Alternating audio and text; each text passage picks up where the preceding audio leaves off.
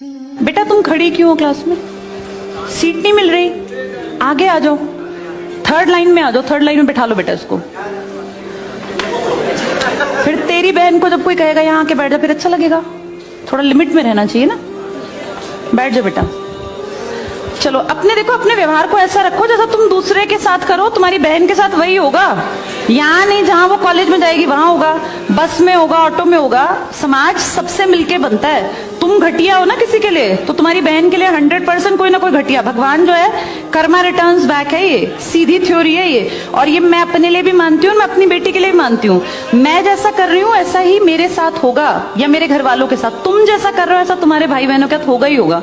हम किसी भी बेटी के साथ गलत करेंगे ना, तो अपने आप को इसके लिए तैयार रखना कि मेरी बहन भी पढ़ने निकलेगी। आज छोटी है तो कल निकलेगी। चाचा की बेटी, मामा की बेटी, ऐसा नहीं कोई घर में रिश्ते ही ना हो। माँ भी तो होगी। जैसा तुम कर रहे हो ऐसा तुम्हारी माँ के साथ जरूर घटित हुआ होगा।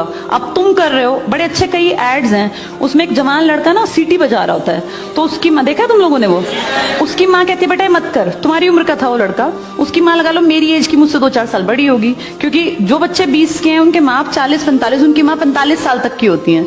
तो लगातार सीटियां बजा रहा है, उसकी माँ उसको कहती है बेटा मत कर। वो इरिटेट हो जाती है, तो फील करता है कि मेरी माँ ऐसा क्यों, मतलब क्यों चिढ़ रही है सीटी बजाने से, घर में बैठ के बजा रहा था सीटी।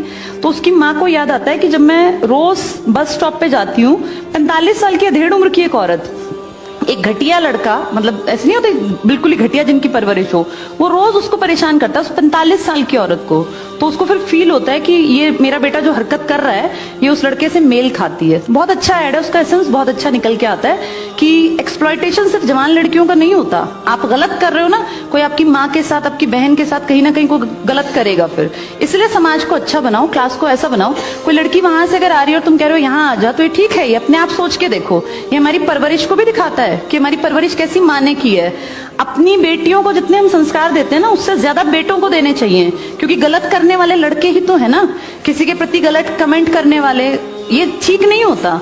इतने काबिल बनो कि कोई तुम्हारे साथ बैठना चाहे। तुम्हें ये कहना पड़ रहा है कि यहाँ के बैठो, तुम कोई वो छिछोरे 70-80 के दशक के लड़के थोड़ी ना हो, पढ़े लिखे 21वीं-22वीं सदी के लड़के बैठे हो। तुम कोई बच्चे नहीं हो। अब अपने व्यवहार को इतना अच्छा बनाओ, क्योंकि जब गलत बात बोलो ना तो ये सोच के बोलना कि मेरे घर में जो औरत है ना उसको ये सहना पड़ रहा है कहीं ना कहीं। तुम ही लोगों ने समाज बना रखा है, इसको घटिया बना लो चाहे अच्छा बनाओगे तो पूरा समाज अच्छा बन जाएगा। घटिया बनाओगे तो तुम्हारी माँ को भी 100% सुनना पड़ता होगा, क्योंकि ये कर्म है, ये किसी को नहीं छोड़ते।